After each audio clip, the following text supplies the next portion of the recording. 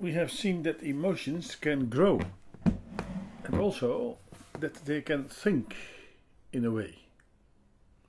They can create thoughts, but thoughts that are not rational or only partly rational in the end.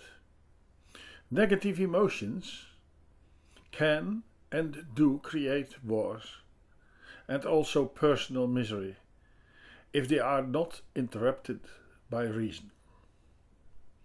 When positive emotions grow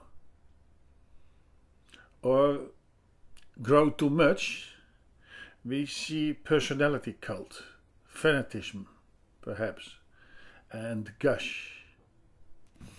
But especially negative emotions have this quality of growth. These emotions can become so strong and so aggrandized that they become sort of all-pervading. Then they have an effect on all parts of our subjective life. We are, for instance, angry with someone and highly irritated, and suddenly we get irritated about everything else.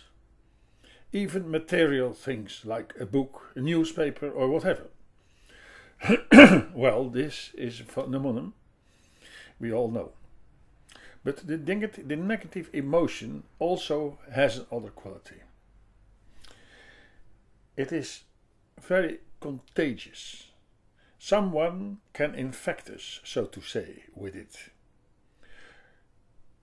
Of course, that is not new. If someone wants to fight with me and is very angry, it is, of course, very difficult for me not to become angry also. But nevertheless, it is worth considering this effect. Let us first consider the effect of the enlargement of negative emotion. The emotion is first of all our emotion. Nature is simply made in such a way that we are responsible for our own emotion, even if that emotion comes from someone else. So even if we are infected, so to speak, therefore we emphasize that we are always talking about our emotion, even if the source of it seems to be somewhere else. So our responsibility is confronted with an enlarged emotion.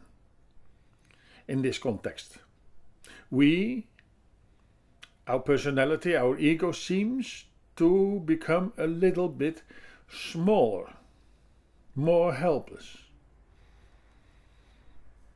in relation to the aggrandized emotion. At the same time, we ourselves and our impression and presentation to the outer world is in a way also enlarged and aggrandized, just like the emotion. The result is, of course, that we become smaller in responsibility and larger, grander, perhaps more violent in subjective expression, experience and presentation. The presentation can become, in fact, very impressive and threatening. We all know by experience what I'm talking about. We see it sometimes with dictators and even anxious animals. So we may say that the ego and its presentation becomes, in fact, smaller and grander at the same time. Some psychologists use the word inflation in connection with themes that show some similarity. We could say that the specific gravity of the personality has decreased and in a way degraded. We have become smaller to ourselves and try to become greater to others.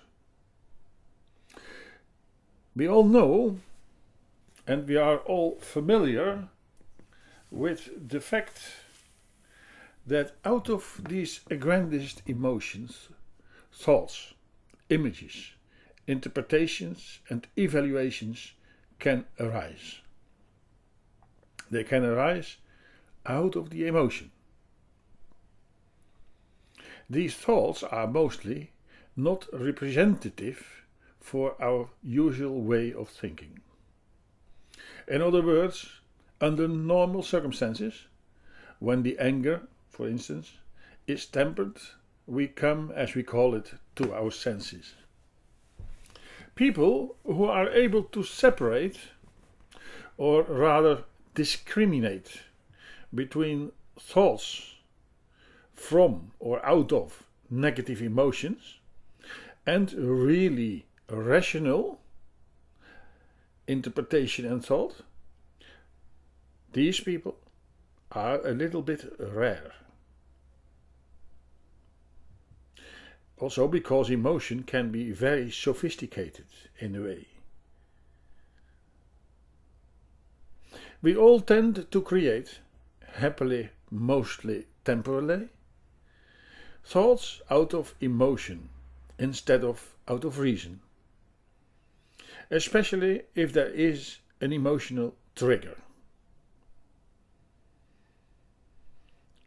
Another time, I think next time, we will like to talk and think further on this subject,